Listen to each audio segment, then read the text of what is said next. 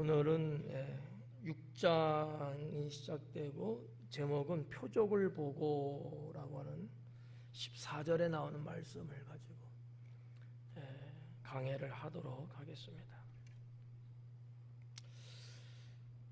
오전 예배 때는 좀 요한복음에 대한 좀 이렇게 개요를 필요해서 조금 전해드렸는데 시간이 많이 필요해갖고 저녁에는 안 하려고 해요.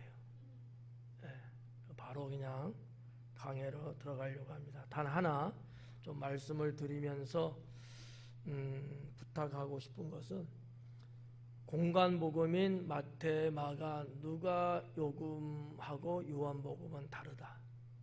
그러니까 마태복음과 마가복음과 누가복음을 읽고 거기서 말씀하는 그 말씀을 생각하면서 요한복음을 보면 요한복음의 해석이 달라질 수 있다. 틀려진다는 얘기예요. 요한복음은 어떻게 보면 독자적인 메시지를 갖고 있는 성경이다 이렇게 볼 수 있기 때문에 여러분들이 요한복음을 쭉 강해를 들으시면서 공간복음의 것을 여기에 반영시키려고 아니면 연결시키려고 하면은 요한복음을 받아들이기 어려울 수도 있어요. 물론 이런 것들이 여러분들에게 크게 작용되지는 않을 거라고는 봐지는데 그래도 혹이나 그럴 수 있다라는 얘기죠. 공간복음은 사건을 중심으로 기록된 하나님 말씀이라고 본다면 요한복음은 사건 중심이 아니라 예수님은 그리스도 메시아라고 하는 메시지 중심으로 되어 있기 때문에 어떻게 보면 전혀 다른 그러한 성경이다 이렇게 보셔도 틀림없다고 봐져서 높아심의 말씀을 드리니까 그렇게 좀 알고 계시면 좋을 것 같습니다. 자, 6장 1절에 보니까 그 후에 예수님께서 디베랴의 갈릴리 바다 건너편으로 가셨다라고 기록합니다. 그 후에 그래요. 여기서 말하는 그 후는 언제를 말하는 걸까? 5장의 기록이 있고 6장으로 넘어왔으니까 뭐 그 후 하면은 5장에 있었던 어떤 사역, 사건들 그 다음에 이렇게 이제 볼 수 있잖아요. 그런데 전혀 그렇지 않다라고 하는 거죠.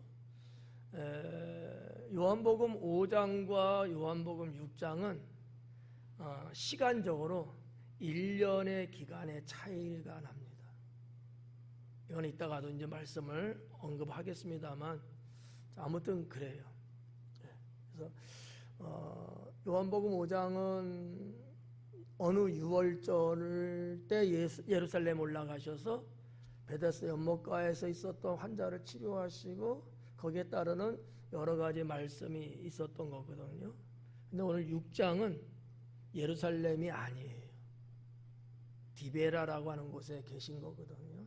그래서 물론 지명으로 봤을 때 뭐 며칠 상간 이렇게 볼 수도 있지만 6장에 기록되어 있는 내용을 검토하면 1년 후의 일이다 이렇게 볼 수 있거든요. 그래서 그 후라는 것은 1년 꼭 365일 이건 아니지만 어쨌든 연수로 보면 1년 약간 며칠이 오고 가는 정도의 1년 정도의 차이가 있는 그러한 때라고 보시면 되겠습니다. 예수님께서 디베라의 갈릴리 바다 건너편으로 가시며 지금 계신 곳은 디베라예요.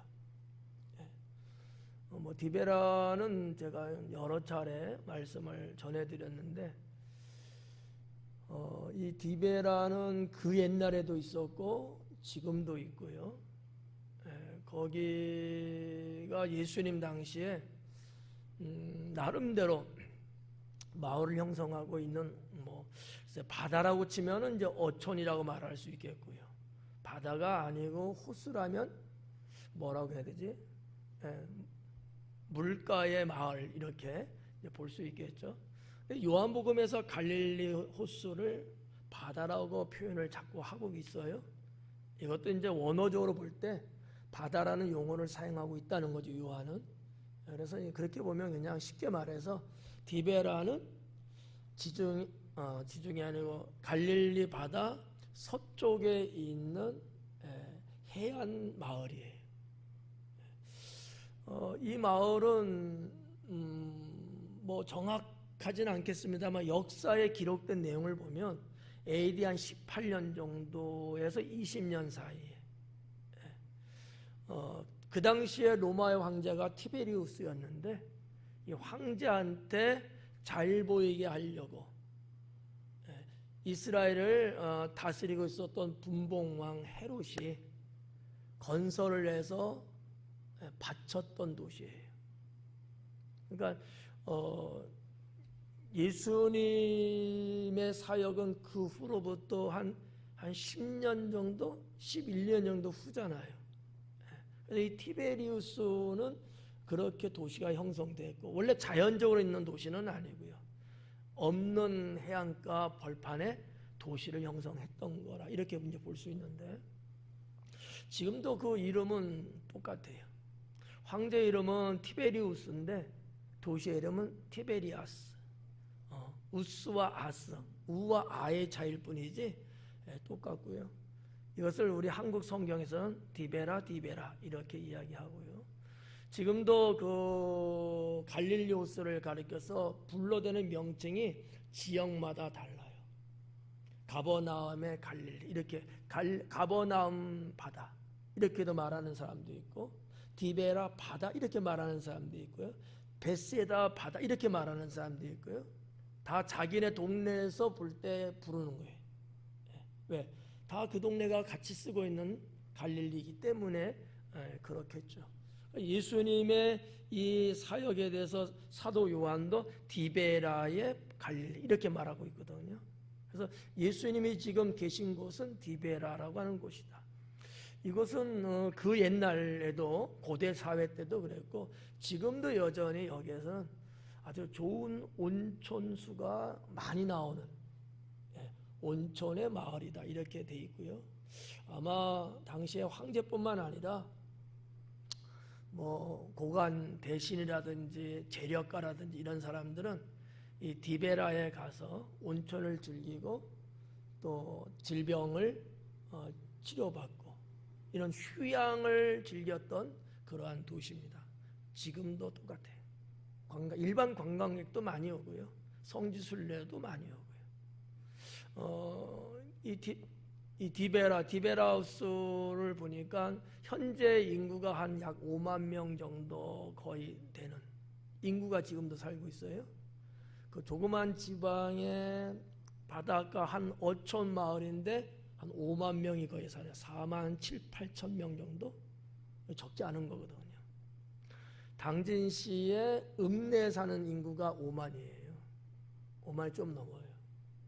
그런 거 보면 상당히 많은 인구가 여전히 살고 있다라는 것을 알 수 있죠. 자, 이 디베라에서 주님은 갈릴리 바다를 건너 가시는 것을 기록하고 있죠. 요한복음에는 기록이 안 됐지만 공간복음에 보면 예수님은 배를 타고 건너간 것으로 기록하고 있습니다. 그러면 이 갈릴리 호수인데 디베라는 서쪽이에요. 그래서 베세다는 북쪽입니다. 여기서 걸어서 쭉 길로 가면은 약 25km 정도 돼요. 그러면 사람들이 걸어가면 약 6시간, 7시간은 꼬박 걸어가야 되니까 하루 종일 걸어가야 되는 그 정도의 그 거리가 있는 이동이고요. 만약에 예수님께서 배를 타고 가신다면 공간복음에 배 타고 갔다고 했으니까 이 거리는 직선 거리로 한 15km가 나와요. 배를 타도 뭐 모터보트는 아니죠. 그때는 풍력을 이용한 나룻배 같은 그런 배였으니까 가다가도 바람이 이상하게 불면 또 방향이 또 틀려졌다가 또 갔다가 이럴 수도 있을 것 같아요. 그것도 꽤나 시간이 많이 걸렸을 거다 이렇게 봐집니다. 상황적이고 환경적인 것을 설명해 드리는 거예요. 자, 그러한 이제 그 갈릴리 바다를 예수님은 건너가셨다. 2절에 보니까 근데 큰 무리가 따르니 이는 병자들에게 행하시는 표적을 보았음이라 그래요. 근데 큰 무리가 따른다는 거죠. 제가 여러 차례 말했지만 예수님은 아이돌보다 강하다. 그 인기는 최상이었다라고 볼 수 있는 거죠. 물론 뭐 요즘에 그 뭐 아이돌, 요즘 아주 유명세를 타는 젊은 친구들, 정말 뭐 세계에서 비행기를 타고서라도 와갖고 진을 치고 공연을 보려고 하고 얼굴에도 한번 보려고 하는 그런 뭐 열망들이 있습니다만 예수님도 그 당시에 그러셨다라고 하는 것이죠. 큰 무리, 여러분이가 그래서 큰 무리가 따른다는 거예요. 그러니까 예수님 가는 곳에는 많은 사람이 계속해서 따라다니는 거예요. 예수님의 활동의 범위를 보면 남쪽으로는 예루살렘, 북쪽으로는 가이사라 빌립보까지 이렇게 볼 수 있거든요. 상당히 긴 지역이에요. 이스라엘 영토의 끝에서 끝이거든요. 가이사라 빌립보 그 위에가 단인데 단서부터 부엘세바까지 하나님이 주신 땅이거든요. 근데 예루살렘은 부엘세바보다 조금 위에 있어요. 그러니까 거의 이스라엘 전 영토를 다니시면서 사역을 이제 하셨는데 얼마나 많은 팬들이 있었겠어요. 여러분들은 팬이 어떻게 있으셔요? 볼펜이나 뭐 만년필 이런 거나 있지. 아무튼 제가 뭐 고고학적이나 성경을 이렇게 쭉 훑어봤을 때 예수님은 상당했던 것 같아요. 그것을 요한은 이렇게 기록한 거죠. 큰 무리가 따르더라라는 것. 큰 무리가. 여기서 말하는 큰이라고 하는 것은 어떤 상대적으로 뭐에 비해서 크다라는 개념이 아니고 절대적 큰이에요. 절대적 큰. 여기까지만 말씀드릴게요. 또 학문적으로 나가면 어려워지니까. 그래서 큰 무리가 따르니 이는 병자들에게 행하시는 표적을 보았습니다. 그러니까 왜 따라다니는 거예요? 병자들을 고쳐주는 하나님의 이적을 베푸는 것을 본 사람들이 쫓아다니는 거야. 너무 신기하거든요. 어떻게 보면 재밌고 너무 환상적인 거예요. 왜? 그런 거를 본 적이 없어. 어떻게 죽은 자가 살아나고요. 그 당시에 치료되지 않는 질병이 어떻게 해서 고침받을 수 있냐고요. 불가능하거든요. 정말 뭐 옛날 말로 말하면 안진뱅이가 막 일어나고요. 눈면 맹인이 눈을 뜨고요. 이거는 불가능한 얘기들이거든요. 근데 그거를 들어서 소문을 들어서 따라다니는 사람도 있지만 근본적으로는 뭐예요? 본 사람들이 따라다니면서 자기만 간 게 아니고 야 같이 가자 보러 가자면서 팬덤을 이루었단 말이지. 무리를 이룬 거예요. 이 수가 글쎄 뭐 경우에 따라 다르겠지만 예수님의 움직임에 따라다니고 모이는 수가 대략 1, 2만 명 정도는 됐다라고 보는 거죠. 감동이 안 하나 봐요. 그냥 무덤덤하신가 봐요. 나도 그 정도는 되는데 뭐 그러시는 것 같아요. 어마어마한 거. 오늘날 인구에 비해서 1, 2만도 크지만 그 고대 사회의 1, 2만은 엄청난 겁니다. 근데 그들은 표적을 받기 때문이라는 거예요. 여기에 우리 예수님의 애린 마음이 있지 않을까라는 거죠. 그 많은 사람들이 나를 따라다니는 이유가 진리, 구원 이런 거였으면 얼마나 좋아요. 그렇잖아요. 예수님이 말하는 건 그거 아니겠어요? 근데 실제적으로 사람들은 그거는 안중에 없고 자기들 눈앞에서 펼쳐지는 기이한 현상들 그게 너무 흥겹고 너무 대단한 거예요. 보는 재미가 있는 거야. 보는 재미가. 우리 어릴 때도 동네에 그런 것들이 들어오면 막 쫓아다니고 보러 다니고 옆 동네까지 막 출장 가는 거지. 뭐 서커스단이 들어온다든지 마작단들이 들어온다든지 하여튼 이런 어떠한 평소에 볼 수 없는 그런 사람들이 들어와서 뭘 한다면요, 자, 연을 다 제쳐놓고 가요. 밥 안 먹어요. 가서 막 구경하고 막, 심지어는 소독한다고 소독차가 가도 쫓아다니거든. 네. 자, 아무튼 저는 이 말씀을 보면서 우리 예수님은 얼마나 마음이 애렸을까.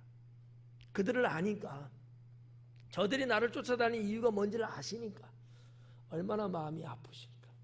그러면서 반면에 뭔가 원하는 것이 있지 않았을까라는 거죠. 자, 예수님이 원하는 바는 뭐겠어요? 한 두 가지로 생각할 수 있는데, 하나는 내가 메시아라는 것, 죄인을 구원하기 위해서 이 땅에 온 메시아라는 것을 저들이 알고 그거를 믿고 따라다녔으면 하는 마음이 분명히 있었을 거예요. 근데 그랬나요? 아니었잖아요. 또 하나는 구원인 거죠. 나를 따라다니는 이유가 구원받기 위해서, 나에게 구원이 있으니까 그것을 소유하기 위해서 따라다니기를 원했을 것 같아요. 그런데 정작 국민들은 그러지 않았다라는 사실이죠. 자, 말씀드린 적이 있죠. 헬라인은 뭐를 구한다? 지혜를 구하고, 유대인들은 뭐를 구한다? 표적을 구한다. 사실 표적의 목적은 아닙니다. 오늘날 우리도 마찬가지예요. 여러분이 뭐 어떻게 해갖고 뭐 아팠는데 병이 치료받았다, 그게 목적은 아니에요. 그런 하나님의 어루만지심을 통해서 하나님이 어떤 분이시고 나와 하나님의 관계는 무엇이 되어야 되고 나는 더더욱 그 믿음을 갖고 어떻게 살아야 되고, 이런 게 목적이 되어야 되거든요. 표적이라고 하는 것은 어떤 목적을 이루기 위한 방법이거든요. 그러니까 뭐 병자를 고쳤네 뭐 했네, 그게 사실은 중요하지 않았는데 당시의 사람들은 그거밖에 몰랐다라는 얘기죠. 오늘 우리도 마찬가지입니다. 여러분, 오늘 이 예배 왜 오셨나요? 뭐 때문에 오셨나요? 시간이 좀 남아서 오셨나요? 아니면 퇴근하고 집에 가기 뭐 하니까 오셨나요?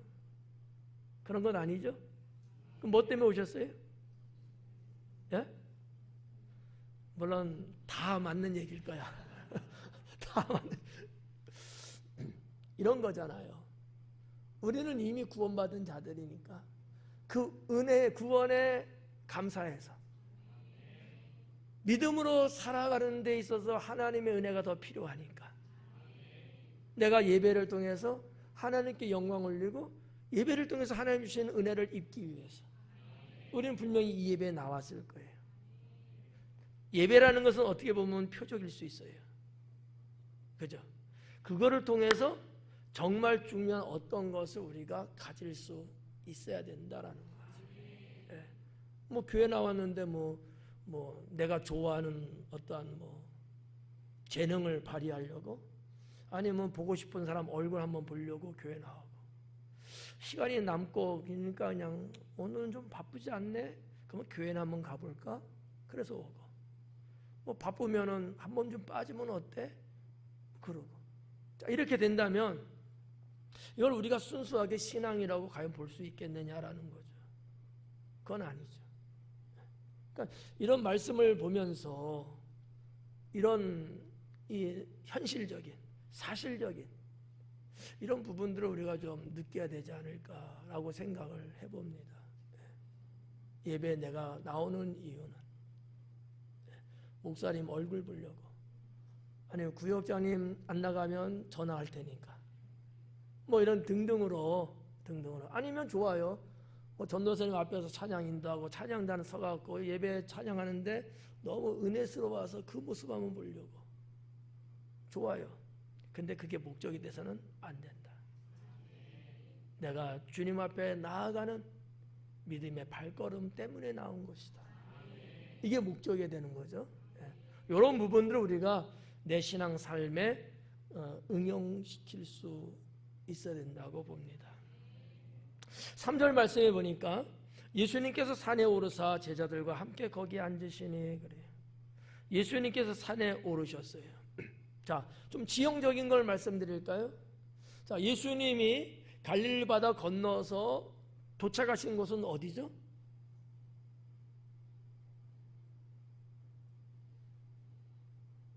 예, 직분 시험을 봐야 되겠는데. 물론 여기 성경 본문에는 없으니까 여러분이 말 안 하는 것도 정답일 거예요. 근데 공간복음에 보면 그것은 어디라고? 벳세다라고 하는 지역입니다. 벳세다. 벳세다도 역시 북쪽에 있는 바닷가, 해안을 끼고 있는 작은 마을이에요.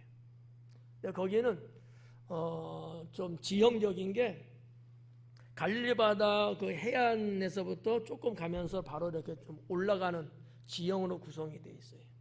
성지순례 가신 분들 기억나나요? 난리가 없을 것 같아요. 왜? 버스 타고 가면서 잤으니까. 그렇게 형성되어 있어요, 지형이.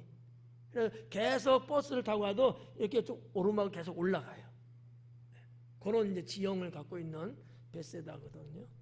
예수님께서 그 산에 오르사 그래요.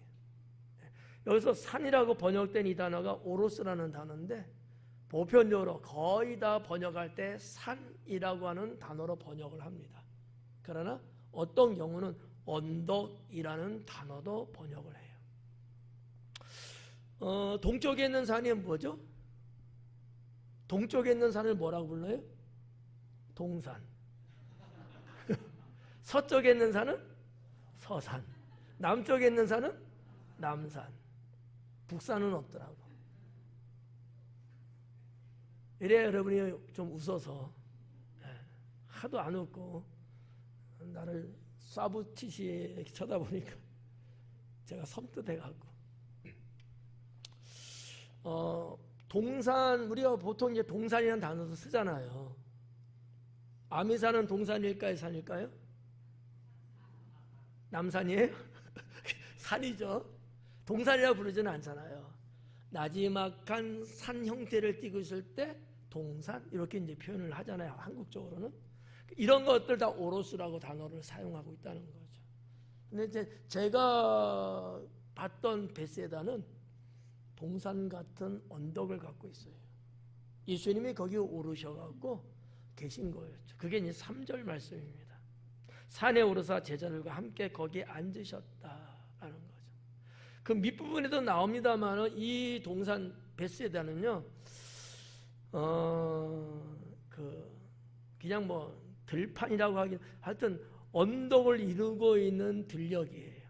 그래서 풀들이 참 많이 나 있습니다. 야생화도 엄청나게 피어 있어요. 요한은 여기에서 뭐라고 표현했냐면 잔디라고 표현했어요. 물론 우리 한국적 번역입니다만은 그만큼 예수님이 올라가서 앉으셨는데 제자들과 같이 앉았는데 거기에는 거의 다가 풀이 자라고 있는 주변에 꽃들이 만발하게 피어 있는 그러한 곳입니다. 자, 대체적으로 봤을 때 6월절 정도 어간의 때예요. 그러면 히브리인들의 6월절이니까 태양력으로 보면 한 3, 4월쯤 됩니다.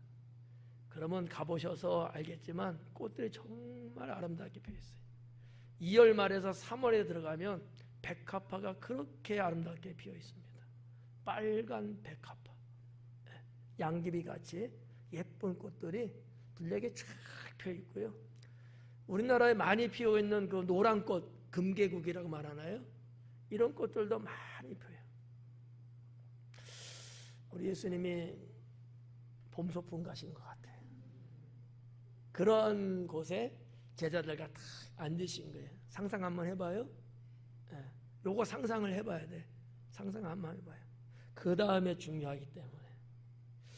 자, 4절에 보니까 마침 유대인의 명절인 유월절이 가까운지라. 지금 예수님께서 움직이시고 벳세다에 가셨던 때는 유월절 명절인 절기의 때에 해당되고 있다라고 하는 것이죠. 여기서 한번 퀴즈 한번 낼게요. 뭐 예능 프로그램 보니까 그러더라고. 퀴즈 한번 낼게 그러더라고. 나도 한번 퀴즈 한번 낼게요. 자, 예수님 공생에 3년 6개월 정도 하시는 동안에 예수님은 유월절을 몇 번 지켰을까? 질문한 거예요. 답하셔야 돼. 몇 번 지낸 것 같아요? 왜 4번이야? 에? 3, 4월하고 4번하고 무슨 관계가 있어요? 무슨 해괴망측한. 하여튼 4번은 맞아요. 4번, 성경 요한복음에서는 4번 유월절 지킨 거로 기록하고 있습니다. 요한복음 2장에 한번 나와요. 요한복음 5장에 한번 나오고요. 오늘 보면 6장에 한번 나오고요. 마지막은 요한복음 11장에 유월절 지키는 거로 나와요. 총 4번이 예수님께서 지키는 이제 유월절이죠. 그런데 4번을 지켰는데 3번은 예루살렘에서 지킵니다. 그런데 오늘 6장에 나오는 이때는 예루살렘에서 유월절을 지키지를 않으셔요. 어디서 지킬까요? 갈릴리 지방, 특히 벳세다나 가버나움 근방에서 아마 지켰던 것 같아요. 지금 이맘때 같았으면 예수님은 어디로 가셔야 돼요? 예루살렘은 가셨어야 돼요. 딴 때는 그랬거든요. 때가 되면 날짜를 계산하고 유월절이 오기 전에 미리 당도하시는 이런 스케줄을 갖고 있었거든요. 근데 이번만큼은 그러지 않으셨어요. 이유는 저도 모르지만 제가 한 가지 소설을 쓴다면 이따가 말씀드릴게요. 네. 자, 아무튼 4절에 유대인의 명절인 유월절이 가까운지라 그래요. 그리고 16절에 보면, 자, 오늘 말씀은 아닌데 놀라지 마세요. 16절 안 합니다. 16절 할 거야? 걱정하지 마요. 안 해요. 16절에 보니까 저물 때 제자들이 바다에 내려가서 배를 타고 좀 더 쭉 나가면서 유월절에 대한 이야기가 그 후로는 이제 쭉 기록이 되어 있어요. 자, 16절 이제 보지 마시고 5절에 보면 예수님께서 눈을 들어 큰 무리가 자기에게 오는 것을 보시고 그래요. 큰 무리가 앞부분에서도 2절에 큰 무리가 따라다녔어요. 근데 지금 5절에서도 큰 무리가 나한테 오고 있는 것을 예수님은 보고 계신 거예요. 예수님 마음은 어땠을 것 같아요? 즐거웠을까요? 피곤했을까요? 즐거웠겠죠. 그렇게 말을 해야 맞겠죠. 제가 볼 때는 피곤했어요. 예수님이 사역을 하시고 예루살렘에서 사역 쭉 하시고 지금 요한복음을 볼 때는 앞에 5장에 있는 유월절과 6장에 나오는 유월절 1년 동안의 기사는 요한복음에는 없어요. 그러나 공간복음에는 그 내용들이 기록이 되어 있고요. 자, 그러면서 예수님은 사역하시면서 디베라까지 왔어요. 그리고 배를 타고 한적한 곳에서 떠나는 거예요. 왜냐하면 쉬시기 위해서였어요. 그 얘기는 뭐예요? 피곤하신 거예요. 사역이 계속 날마다 사역이에요. 사역 안 하는 날이 없어요. 그런데 혼자 사역하는 게 아니잖아요. 수많은 군중들에 의해서 때로는 사람들의 질문도 받아서 답을 해주기도 하고요. 또 그 군중들 인파 속에는 누가 있었어요? 항상 바리새인, 서기관, 예수님을 책잡고자 하는 무리들이 언제나 있어갖고 뭐 예수님이니까 뭐 신경 쓰셨겠어? 라고 볼 수도 있지만 그러진 않았을 거예요. 나름대로 신경도 쓰였을 거예요. 자, 어쨌든 아주 바쁜 하루하루 일정을 날마다 소화시키시면서 한 1년의 사역을 또 쭉 해오신 거예요. 예수님이 하나님이시고 그분이 능력이시지만 그분도 우리처럼 사람의 몸을, 육체를 입고 있는 이상 여기서는 피로감은 분명히 있죠. 그래서 배를 타고 벳세다로 가시는 거예요. 디베라 했을 때 따르는 무리들이 있었을까요? 없었을까요? 많이 있었겠죠. 그래서 그들을 떼어놓고 좀 쉬시려고. 예전에 공간복음 강의할 때도 제가 한번 저쪽 레바논 쪽으로 휴가 떠났던 거 말씀드렸죠? 그런 것처럼 간간히 그러셨고요. 사역하시는 내내도 예수님은 저녁 노을이 지면은 산으로 올라가시는 것을 자주 하셨어요. 왜냐하면 하나는 쉬시기 위해서 올라가셨고요, 하나는 기도하기 위해서 올라가셨고요. 어쨌든 예수님도 이렇게 그때그때마다 쉼을 필요로 했습니다. 이번 사건도 마찬가지예요. 갔는데 앉아서 참 저물어가는 갈릴리 바다, 저 태양빛이 쫙 물들면서 붉게 물드는 갈릴리 바다 그림 그려져요. 그런데 이게 웬일이에요? 엄청나게 많은 무리들이 저기서 올라오고 있는 거야.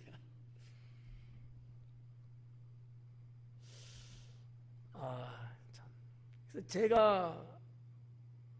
제가 그냥 하는 얘기예요. 그 무리들을 쳐다보면서 주님은 아마 이렇게 하지 않았을까. 쉬시려고, 조금 사람들하고 좀 떨어져 있어 보려고. 그리고 이제 저녁이 돼가는 상황이니까 거기도 언덕이고 야산이기 때문에 또 어떻게 보면 육적인 충전과 아울러 영적인 충전도 필요해서 했을 텐데 사람들은 그걸 용납하지 않고 저것부터 막 올라오는 거야. 아직 개미 떼처럼. 그랬을 때 주님은 참 별 생각이 다 들었을 것 같아요. 반면에 그렇지만 반면에 올라오는 저들을 보면서 무슨 마음도 가졌을까요? 기쁜 마음도 가졌을 거예요. 저들이 여전히 표적을 구하기 위해서 오는 건 알고 계시지만 그럼에도 불구하고 그래도 저들이 나에게 온다고 하는 것 상당히 기뻤을 것 같아요. 제가 이제 사택에 이제 나갔잖아요. 사택에 있을 때는 이제 늘 우리 성도님들이 교회 오는 모습을 보죠. 걸어서 오시는 모습도 보고 차를 몰고 오시는 모습도 보고. 저기서부터 딱 보면 감이 있어. 뭐 차가 종류가 뭔지 차 넘버가 뭔지는 안 보여. 안 보이죠. 행기가니까. 그런데 딱 느낌이 있잖아. 느낌이. 교회로 들어오는구나. 누군지 몰라. 근데 그 차가 쫙 해서 벌써 저 앞에서 쫙 올라오면요, 그 모습을 쳐다보고 있는 목사의 마음은요 행복하더라고요. 여러분은 지겹죠? 안 그래? 저는 솔직하게 0.1%의 거짓말도 안 붙이고 행복하더라고요. 좋더라고요. 좋다. 뿌듯한 그런 마음이 생기더라고요. 예수님은 어땠을까? 이 말씀을 준비하면서 그 부분이 생각이 난 거예요. 나도 성도님들의 교회 오는 모습을 볼 때 그게 뭐 예배 드리러 오든지 아니면 그냥 누굴 만나러 오든지 좀 교회 와서 쉬려고 오든지 뭐가 되든지 교회 오는 모습 그 자체만 봐도 너무 좋고 행복을 느꼈는데 우리 예수님은 어떤 마음이었을까? 이런 생각이 드는 거예요. 탐방 때도 뭐 이 자리는 없었지만 여러분이 예배 드리는 그 시간 놓치지 않으려고 새벽에 일어나서 침대에 이렇게 앉아갖고 벽 쪽에다가 핸드폰 놓고 앉아서 예배 드리는데 너무 행복하고 제가 이런 생각 해봤어요. 마음에 두지는 마요. 내가 목회를 그만두고 이 교회를 떠나면 나는 어떻게 살까? 그런 생각이 들더라고요. 단 며칠을 떠나도 교회가 그립고 성도가 보고 싶고 예배가 기다려지는데 내가 이 교회를 진짜 완전히 떠난다고 했을 때 그때 나는 어떻게 살 수 있을까? 날마다 눈물 흘리면서 살진 않을까? 그런 생각이 좀 들더라고요. 예수님의 마음을 생각해 보니까 그런 마음이 생각이 나는 거예요. 우리 주님은 저 많은 무리들이 올라오는 모습을 보면서 가련하게 느껴지고 참 나도 좀 쉬고 싶은데라는 아쉬움도 있겠지만 그래도 행복하지는 않았을까 이런 생각을 해봤습니다. 사랑하는 여러분, 여러분들도 자기 자신만 아니고 믿음의 형제자매들이 이렇게 같은 길을 걷고 같은 신앙을 갖고 같은 교회에서 살아가는 그 자체 여기에 행복함을 느낄 수 있기를 바랍니다.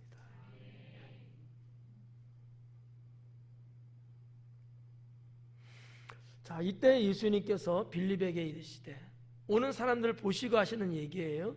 우리가 어디서 떡을 사서 이 사람들을 먹이겠느냐 하시니. 자, 예수님 요때 시간적으로 예를 들어서 아침, 점심, 저녁을 따졌을 때 어디에 해당되는 때죠? 저녁 때죠. 아침, 점심, 저녁 때라고 말씀드렸죠. 근데 예수님이 올라오는 사람들을 보면서 다른 생각을 했다면은 그렇겠구나. 근데 먹을 양식에 대한 걱정을 하고 계시는 거예요. 그렇다면 시간적으로 저녁 때가 아니겠느냐. 물론 다른 데서는 저녁이라고 기록은 했습니다만 제가 말씀드린 이 저녁은 시장한 밥을 먹어야 될 시간. 이거를 주님은 지금 걱정하는 거예요. 저 많은 사람이 오면 저들이 배고플 텐데 지금 시간적으로 먹을 걸 줘야 되는데 우리가 갖고 있는 건 없고 이것을 생각하시는 예수님이었다는 얘기죠. 근데 참 아이러니한 부분은 이것을 빌립한테 이야기를 하시는 거예요. 빌립에게 이르시되 우리가 어디서 떡을 사서 이 사람들을 먹이겠느냐 하시니. 여러분, 그 당시에 지금 저 사람들을 먹일 수 있는 뭔가 있나요? 없잖아요. 근데 빌립보로 뭘 어떻게 하라고 이 말씀을 빌립한테 하시냐고요. 그렇잖아요. 제가 볼 때 이거는 불가능한 얘기예요. 해결할 수 없는 문제예요. 예수님이 그 사실을 알아요, 몰라요? 아시죠? 그럼에도 불구하고 빌립한테 하십니다. 왜일까요?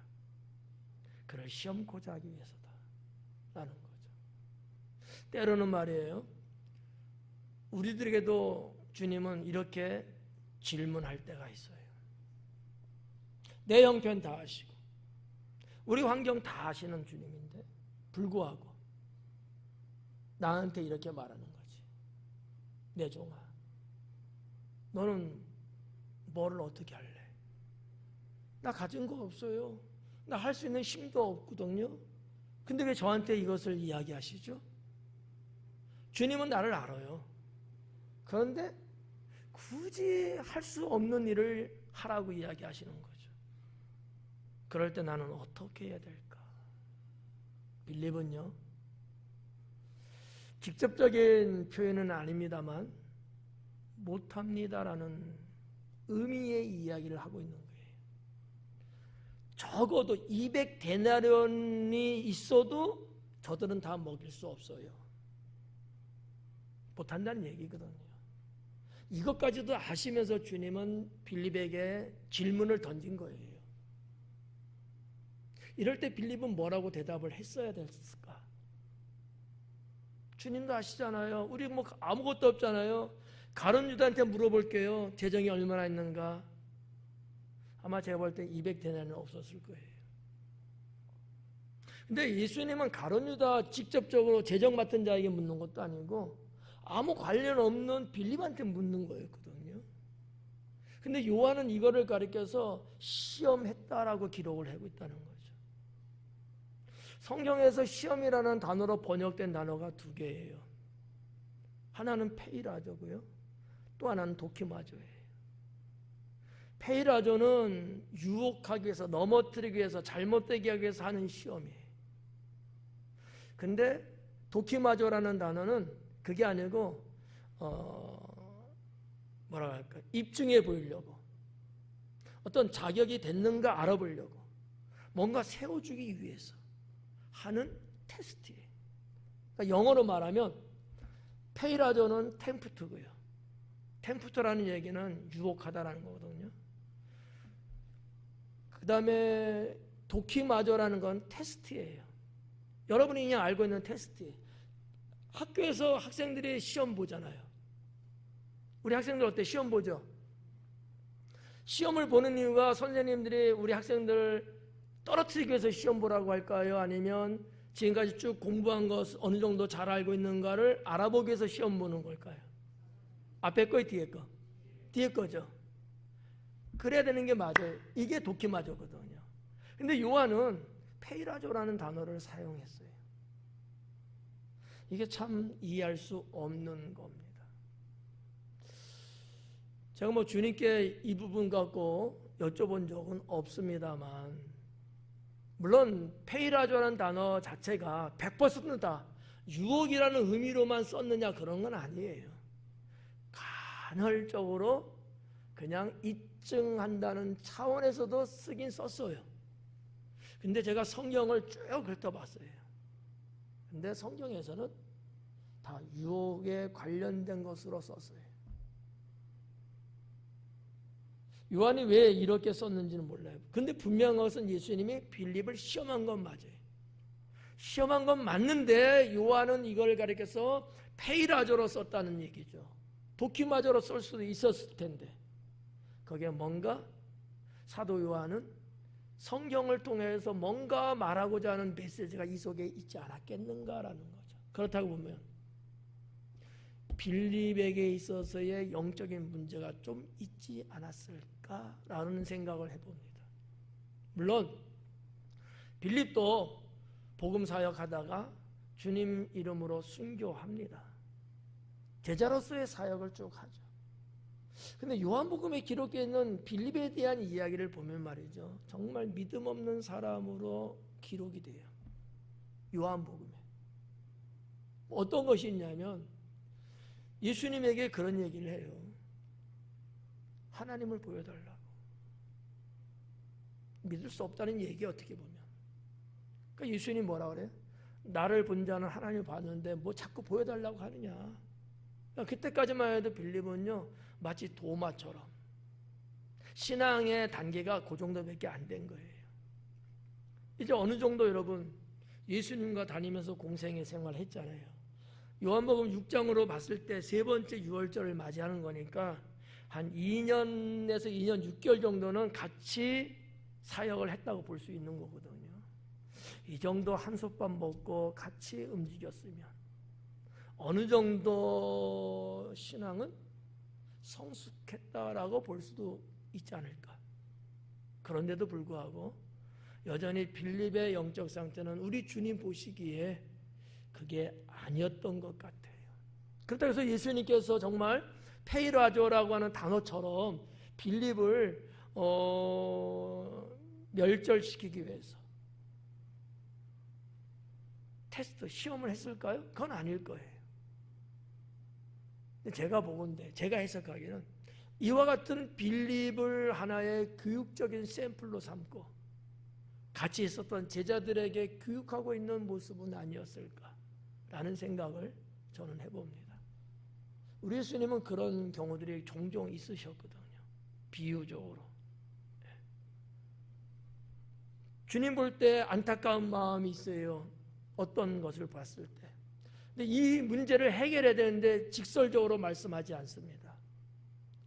비유를 들면서 다른 사람의 사건을 이야기하면서 깨달을 수 있도록 하는 이런 비유법적인 설교, 진리를 많이 말씀하고 계셨거든요. 이 부분도 그것이 아니었을까라고 봐집니다. 자, 이 정도까지만 말씀을 드릴게요. 이게 사실 뭐 제가 이런 말씀을 안 드리면 여러분이 이게 무슨 페이라든지 이게 무슨 뭐 도키마든지 알 리가 없죠. 유혹이다, 시험이다, 이거 구분 안 하는 거죠. 그러면 제가 그냥 좋게 말하려고 그냥 시험이라고 넘어가도 되는데 그냥 있는 그대로 여러분에게 알려드리려고 강해를 하는 거예요. 자, 아무튼 이러한 그 빌립 시험하고자 하심이라 7절에 빌립이 대답하되 각 사람으로 조금씩 받게 할지라도 200데나리온의 떡이 부족하리이다. 조금씩이에요. 조금씩. 한 주먹씩 논아준다고 해도 200데나리온 갖고도 부족합니다. 그럼 뭐예요? 그 이상이 있어야 된다는 얘기잖아요. 아시다시피 1데나리온은 그 당시 노동자의 하루 품삯입니다. 하루 품삯. 그러면 지금 우리나라 현재로 보면 요즘은 10만 원 이야기도 틀려요. 그죠? 몇 년 전까지만 해도 한 10만 원 이렇게 말해도 어중 맞았거든요. 요즘은 한 15만 원 정도 이야기를 해야 되더라고. 일단 10만 원 잡고 200데나리온은 얼마가 될까요? 1데나리온에 10만 원이야. 공이 2개 붙었네. 그러면 10만 원 출발해서 100만 원? 1000만 원인데 앞에 숫자가 2자야.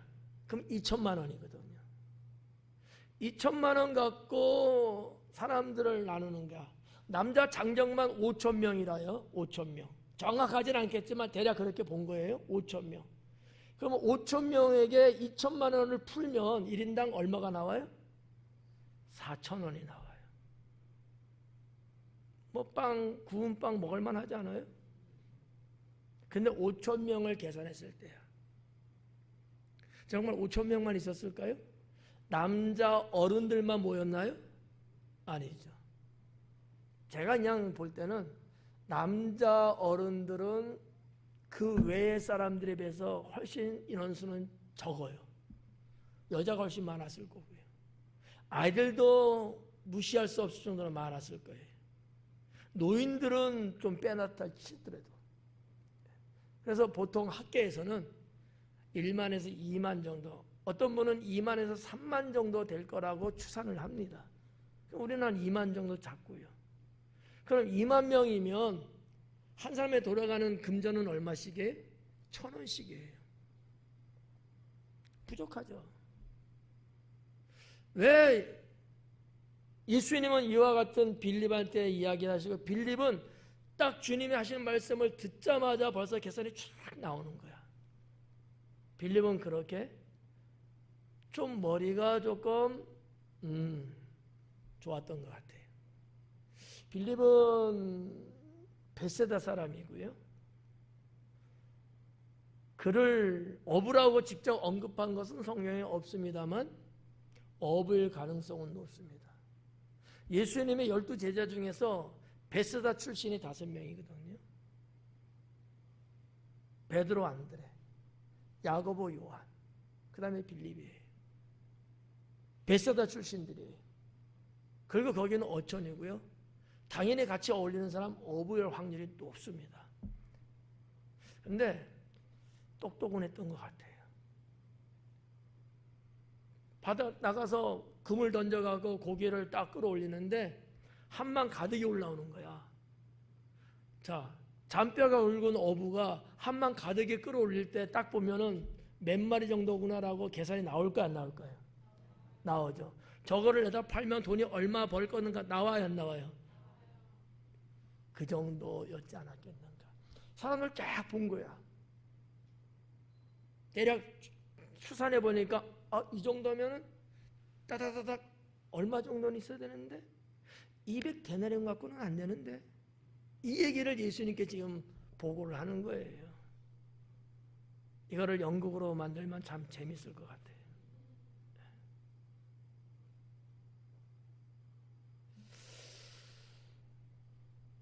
빌립은 어쨌든 간에 제가 볼 때 상당히 이성적이고 계산적인 사람 아니었을까. 예수님이 빌립한테 이 질문을 던졌을 때 예수님이 원하는 답은 무엇이었을까요? 믿음이었을 거예요. 그런데 빌립은 믿음의 말은 못하고 눈앞에 보이는 현실적인 대안만 제시를 합니다. 이거는 예수님이 원하는 답은 아니었습니다. 오늘날 우리도 마찬가지 아닐까라는 거죠. 때로는 주님이 내가 할 수 없는 건데도 불구하고 나보고 하라는 거야. 어떡하니? 해야 되는데 이렇게 말씀하거든요. 우리는 빌립처럼 그거 하려면은 뭣도 있어야 되고, 그거 하려면 나 혼자 안 되니까 김희주 집사님도 붙여주셔야 되고, 뭐 이런 식으로 현실성에 대한 이야기를 할 거라는 얘기지. 근데 주님이 모든 걸 아시는 분인데 나에게 정작 말했을 때는 내 믿음을 보시고 거기에 주님이 일을 하실 건데 빌립은 그걸 못 본 거죠. 이해가요? 여러분에게 빌립처럼 주님이 질문을 하신다면 이제 여러분은 어떻게 하실래요? 뭐라고 대답하실래요? 주님, 나는 할 수 없어요. 뭐가 있어야죠? 그러실래요? 아니면 주님, 맡겨주시면 제가 하겠습니다. 하지만 주님이 도와주실 거죠? 이렇게 말을 하시겠습니까? 전자 후자? 그렇죠. 주님이 원하는 바는 그거였어요. 없는지 뻔히 아는 주님인데 모르고 있다면 할 수도 있지만 다 아시는 주님인데 이런 부분들 우리가 놓쳐서는 안 된다. 지금도 저든지 여러분이든지 주님은 이 말씀을 주셔요. 야, 이거 해야 되지 않니? 목사님 하면 안 될까요? 목사님한테 한 얘기가 아니야. 어느 집사님한테 주님이 하신 말씀이야. 어느 권사님한테 하신 말씀이고, 어느 장로님한테 주님이 직접 하신 말씀이거든. 그 생각이 떠오르게 한 거예요. 근데 대답은 뭐가 나와요? 목사님이 하실 테니까. 이러면 주님의 생각과는 틀려진 거죠. 그럴 때는 우리가 이렇게 고백해야 되는 거예요. 주님, 내게 말씀하시니 제가 하겠습니다. 그러나 저 혼자 내버려 두는 건 아니시죠. 주님이 제게 능력 주시고 환경을 주셔서 제가 꼭 할 수 있게 하옵소서. 이게 신앙이다라는 얘기죠. 이게 신앙이다. 자, 더 넘어가서 8절에 제자 중 하나 곧 시몬 베드로의 형제 안드레가 예수께 여짜오되 여기 한 아이가 있어 보리떡 5개와 물고기 2마리를 가지고 있나이다. 그러나 그것이 그 많은 사람에게 얼마나 되겠사옵나이까. 그래. 제자 중 하나 곧 시몬 베드로의 형제 안드레. 참 소상하게 소개하고 있죠. 빌립에 대해서는 이렇게 표현 안 해요. 요한이. 제가 오전 예배 때는 이것 짚지 않고 그냥 넘어갔어요. 시간이 자꾸 가는 거. 여기도 벌써 시간 지나갔네? 그래서 그냥 넘어가 버렸어요. 여기도 나름대로 요한이 보는 빌립과 안드레에 대한 평가가 다르지 않았겠느냐라는 거죠. 안드레는 어떠할지라도 요한이 볼 때 예수님의 제자로서의 뭔가는 있다는 걸 느꼈을 것 같고, 빌립은 똑똑하고 박식하고 그럼에도 불구하고 예수님의 제자라고 하는 그 라인 선상에는 올려놓지 않는 듯한 느낌. 주님의 제자는 지식으로 되는 건 아닙니다. 신앙으로 되는 거죠.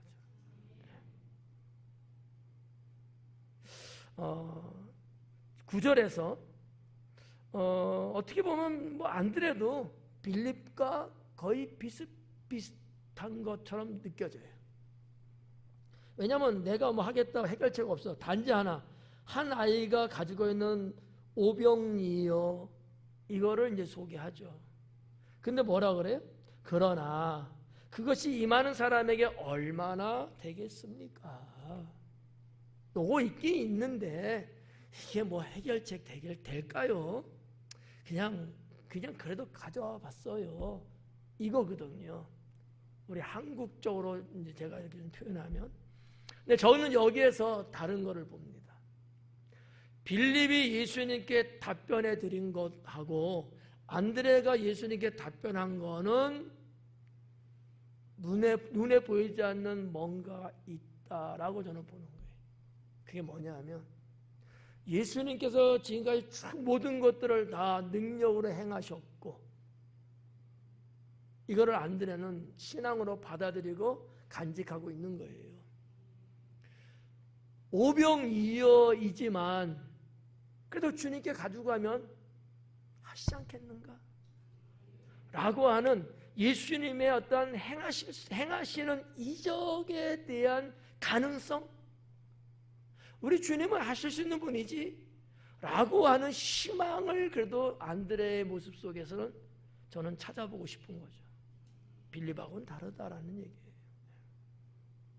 우리도 내 옆에 앉아있는 누구는 이렇게 말할지라도, 그래서 나는 그래도 주님께 말씀드리면은 주님이 하시지 않을까? 내 옆 사람은 안 된다고, 야 그런 것까지도 주님께 말하냐? 네가 어떻게 해야지? 이렇게 말할지라도 나는 그래도 주님께 이야기 드려야 되지 않을까? 이런 어떤 신앙의 어떤 가능성, 영적인 어떤 희망, 이런 거를 안드레는 가지고 있었다라고 저는 보고 있는 거예요. 예수님은 이런 안드레의 그 행위를 받아들이시면서 사람들을 안치라고 이야기합니다. 여기에 대해서 예수님의 토를 난다거니, 야 이거 갖고 뭐 되겠냐? 네가 어떻게 좀 해봐, 이러지는 않거든요. 요한은 이런 부분들을 아주 적절하게 기록을 했다라고 하는 얘기죠. 요한의 의도를 보면 안드레의 행위에 대해서 예수님은 긍정으로 받아들이고 그거를 통해서 하나님의 표적을 나타내고 계시는구나 라는 거예요. 우리도 마찬가지다. 블레셋과의 싸움에서 이스라엘의 왕 사울도 장군들도 전부 다 숨어있고 다 못한다고 벌벌 떨고 있는 그때에 어린 소년 다윗은 골리앗 앞에 나서잖아요. 사실 우리가 볼 때 가능해요? 불가능해요. 근데 하나님은 다윗의 마음속에 물맷돌을 주신 거예요. 여러분 같으면 어떠실래요? 주님이 물맷돌을 주셨어요, 여러분에게. 그리고 던지래요. 어떻게 하실래요? 던질 거예요, 말 거예요? 그렇죠. 던져야죠. 꼭 그럴 수 있게 바라요. 주님이 나에게 이와 같은 불가능한 것인데도 불구하고 나에게 말씀을 주셨을 때는 나는 거기에서 부정적으로 말하면 안 되고, 주님이 하시는 가능성을 보고서, 주님이 하시는 완전성을 보고서 나는 해야 된다는 거죠. 근데 정작 내가 해요? 아니죠. 주님이 하시는 거죠. 이게 신앙의 세계다라는 겁니다. 저는 이런 빌립과 안드레의 이 어떤 대조적인 부분에 있어서 좀 전에도 언급했습니다만, 빌립은 이성적이고 계산적이다. 상당히 인간적이다. 안드레는 신앙적이고 믿음적이다. 상당히 영적인 부분이죠. 이 안드레도 제자로서 주님의 사역을 복음 전하면서 감당합니다. 그래서 그 안드레의 그 행적을 추적을 해보니까 스구디아인에게 복음을 쭉 평생을 전해요. 이스라엘로 보면은 그 북쪽에 있는 민족들인데 그들에게 전하는데, 사실 어떻게 보면 그 당시에 스구디아인들은요 조금 야만인 같은, 세계 역사 속에서는 그렇게 표현하고 있거든요. 야만인 정도로. 모르고 하여튼 조금 그런, 야만인은 무슨 말인지 아시죠? 그런 사람들인데 그들에게 가서 복음을 전합니다. 그리고 마지막 순교는 아가야 지방에 와서 교수형으로 죽습니다. 아가야 지방은 지금으로 말하면 그리스 남쪽에 고린도라고, 우리 고린도 교회 있잖아요. 고린도가 섬인데 고린도 섬과 그 위쪽에 조금 이렇게 있는 게 전체가 아가야 지방이에요. 그리고 그 그리스 그 북쪽서부터 더 위쪽으로가 마케도니아라고 하는 데거든요. 그래서 그 초대교회 시대 때는 아가야 지방과 마케도니아 지방, 이것이 사도행전 같은 데 보면 쭉 나와요. 지금은 아니야. 지금은 마케도니아가 조금 남아서 북마케도니아, 이렇게 현재는 그렇게 이제 남아 있고요. 그리스가 있고요. 이렇게 되어 있는데, 아무튼 안드레도 복음을 전하고 결국은 그렇게 로마에 의해서 복음 전한다는 이유 때문에 교수용으로 순교를 하죠. 10절 말씀 보니까 예수님께서 이르시되 이 사람들로 앉게 하라 하시니 그곳에 잔디가 많은지라. 그죠? 잔디가 많아요. 잔디라고 번역됐습니다만 잔디는 아닐 거예요. 풀이 많았은지라. 풀이 많아요. 우리가 또 생각하는 잔디 하면은 풀 깎아야 되고 잔디 금잔디냐 뭐냐 그런 잔디 아니에요. 그냥 풀이에요. 풀이 많은지라. 거기에 이제 앉으신 거죠. 여러분도 한번 가면 그 풀이 한번 앉아보세요. 그리고 예수님이 여기에 앉으셨다는데 그리고 한번 회상을 한번 해보세요. 감동이 올 겁니다. 저희는 해봤거든요.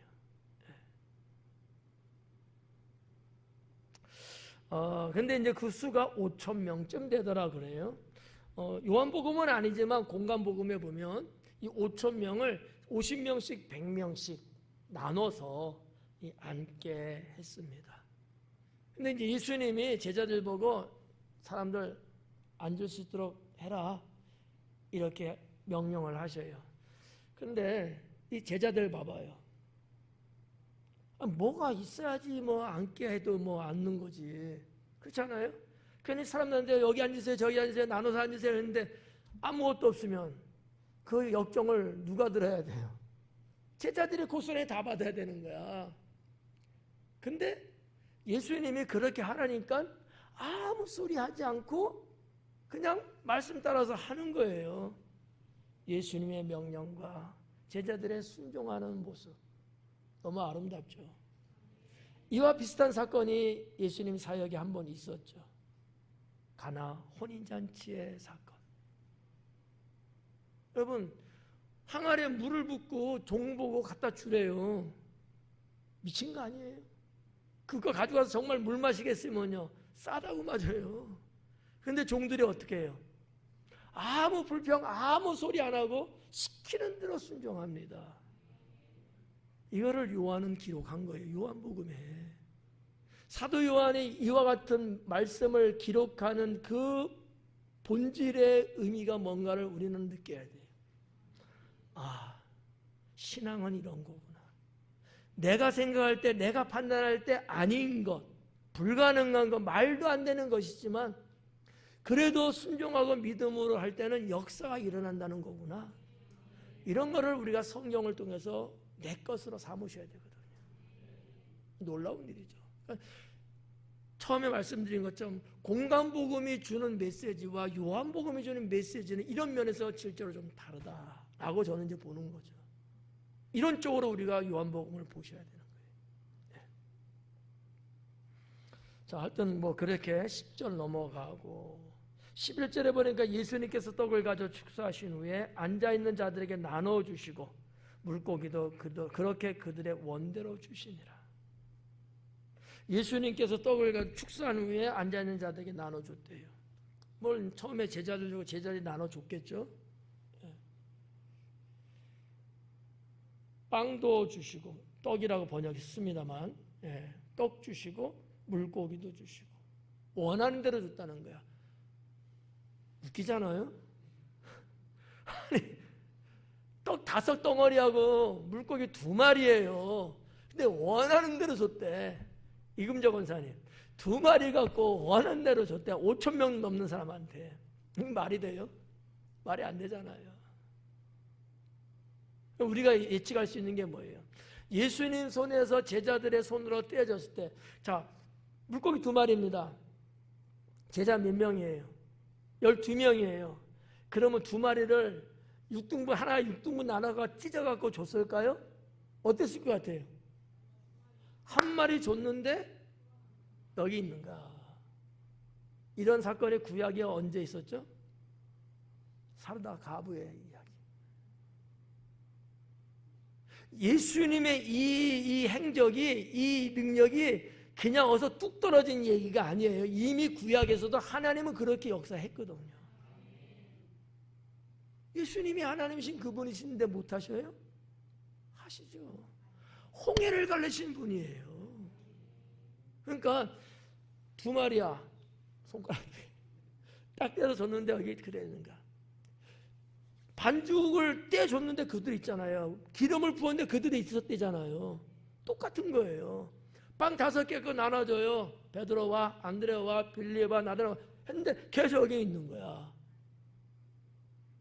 근데 더 놀라운 게 뭔지 알아요? 뭔 것 같아? 이삭 집사님. I don't know. 에? 그렇죠. 제자들이 받은 게 뭐 몇천 명 먹을 거 한 번에 받아갖고 막 이렇게 갔을까요? 아니란 말이에요. 바구니에서 받아들인 거, 바구니로 받은 거, 바구니. 이따가도 나옵니다만 12바구니 남았대잖아요. 바구니 정도로 받은 거예요. 요건 이따가 말씀드릴게요. 그런데 제자들이 떼는데도 역시 똑같은 거야. 할렐루야. 이게 놀라운 거지. 예수님만 그렇게 하신 것이 아니라 주님께서 하시는 그 능력의 역사가 믿음으로 순종하는 자에게도 똑같이 나타나고 있다는 사실이죠. 이게 여러분에게도 있는 거예요. 이 말씀을 분석해 보면요, 기가 막히고요, 눈물 없이는 이거를 읽을 수가 없어요. 너무 감격스럽거든요. 오늘 밤에 여러분 잘 오셨어요.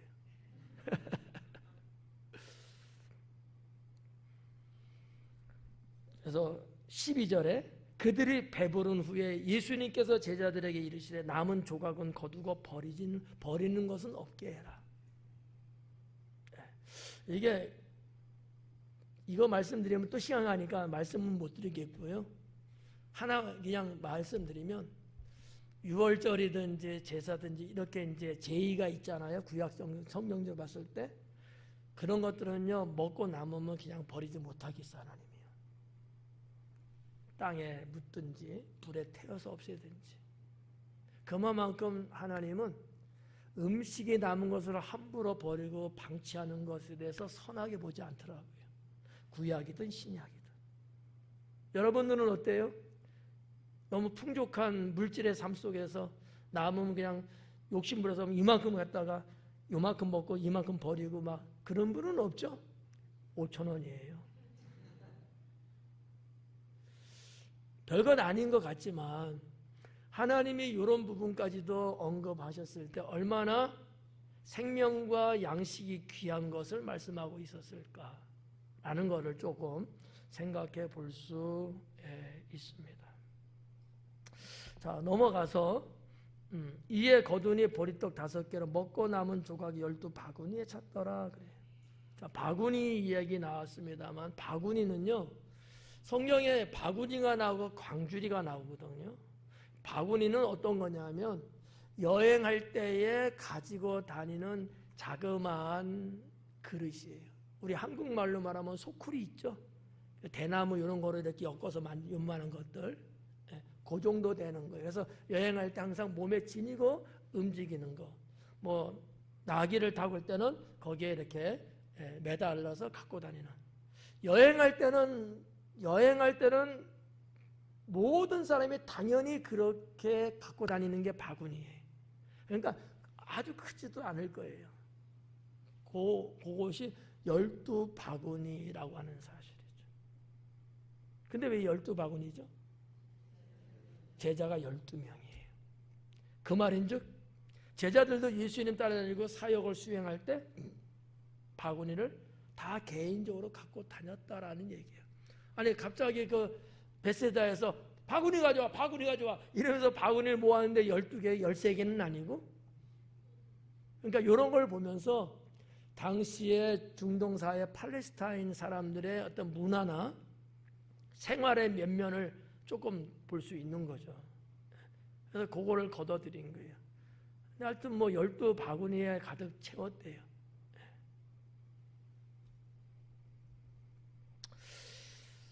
자, 하나만 짚을까요? 14절에 보니까 그 사람들이 예수님께서 행하신 이 표적을 보고 말하되 이는 참으로 세상에 오실 그 선지자라 하더라. 그래. 표적을 또 봤어. 그리고 그들이 생각난 거예요. 모세가 예언했던 그 선지자가 떠오른 거예요. 이게 신명기 18장에 나오는 얘기거든요. 모세가 언급한 거예요. 선지자가 나올 것이다. 그러니까 모세를 통해서 하나님이 모세에게 말씀하시면서 기록하게 한 그 선지자는 누구를 하나님은 말씀한 거죠? 메시아를 말한 거예요. 히브리인들, 이스라엘 백성은 당연히 그 말씀 알아요. 그런데 그 메시아가 왔음에도 불구하고 그 메시아는 알아보지 못하고 있어요. 이게 좀 그렇죠. 요 사건 한번 생각해 볼까요? 출애굽할 당시에 광야에서 하나님이 음식으로 뭐를 줘요? 만나와 메추라기. 지금 이 베세다 들녘에서 무슨 일이 벌어졌어요? 빵과 떡과 물고기. 메추라기 물고기고요. 새라고 보는 건데 어쨌든 고기고요. 만나는 떡은 아니지만 떡과 같은 음식이에요. 상당히 관계성이 있어요. 관계성이 상당히 있어요. 이게 아마도 유월절 사건하고 연관되지 않을까. 저는 그렇게 이제 개인적으로 생각합니다. 이게 제가 말씀드린 내가 소설을 쓴다는 얘기예요. 자, 예수님 유월절인데 예루살렘 안이 가셨습니다. 그리고 베세다 들녘에서 떡을 떼어주시고 고기를 나눠주시고 유월절을 아마 그날이 유월절은 아니겠지만 어쨌든 이런 사역을 하십니다. 유월절도 누룩이 들어가지 않은 떡을 떼는 거거든요. 그리고 짐승 어린 양의 살을 구워 먹는 그 유월절이거든요. 상당히 유사하지 않는가 이렇게 생각을 해봤습니다. 아직은 드러나지 않은 내용이지만 좀 더 연구를 해보고 좀 더 확실하면 언젠가 20년 후에 말씀드릴게요. 그리고 마지막에 그러므로 예수님께서 그들이 와서 자기를 억지로 붙들어 임금으로 삼으려는 줄 아시고. 그렇죠. 우리 같아도 그러지 않겠어요? 이 정도의 분이라면 뭐 우리 나라를 맡겨도 우리를 이끌어가는 지도자로 세우기에도 어때? 괜찮아요? 안 괜찮아요? 괜찮죠. 사실 이 이스라엘 백성들, 이 무리들을 탓할 수는 없어요. 얼마나 그와 같은 부분이 갈급했겠어요. 로마의 정치적인 압박 속에서 얼마나 자유가 갈망스러웠겠어요. 그런데 이런 분이야. 임금으로 삼고 싶은 거 당연하죠. 그런데 예수님은 정치적인 왕으로 오신 건 아니잖아요. 영적인 왕으로 오신 거지. 그래서 예수님은 그들을 피해서 산으로 더 올라가시는 거야. 그 동네가 어딘지는 모르지만 자, 여기에서 마지막으로 하나 생각해 보자. 예수님도 이 땅에 오실 때 어떤 분으로 오신 거예요? 메시아. 자, 우리도 마찬가지 아닐까. 주님이 나에게 주신 자리가 있어요. 저는 목사고요. 여러분은 또 직분자들로 자리가 있죠? 근데 그 자리 말고 옆에 있는 사람이 나한테 다른 자리를 소개하는 거 좋은 자리래. 야, 너 왜 이렇게 야, 그거 뭐 별것도 아니고, 그거 뭐 누가 알아주는 것도 아니고, 힘만 들고 돈만 쓰고 그런 자리. 야, 그거 말고 대접받는 자리야. 이거 해. 라고 잡아당기고 그랬을 때 나는 과연 주님이 나에게 주신 힘들고 때로는 외로울지 몰라도 이 자리를 나는 지킬 것인지, 아니면 나에게 주는 그 자리에 괜찮네 쓱 한번 이렇게 좀 앉으려고 하는 마음이 혹시나 있지는 않는지. 뭐가 맞을까요? 우리 예수님을 볼 때는 그 찬란하고 영광스럽고 정말 누가 봐도 삐까뻔쩍한 이스라엘의 왕으로 앉는 거, 그거 아니다 하고 물리치고 산으로 떠나셨어요. 뭐가 중요한 거예요? 메시아로서의 자리, 나에게 줄로 재어준 그 구역, 이게 생명이라고 여기셨던 주님처럼 우리도 그래야 된다고 믿습니다. 기도하겠습니다.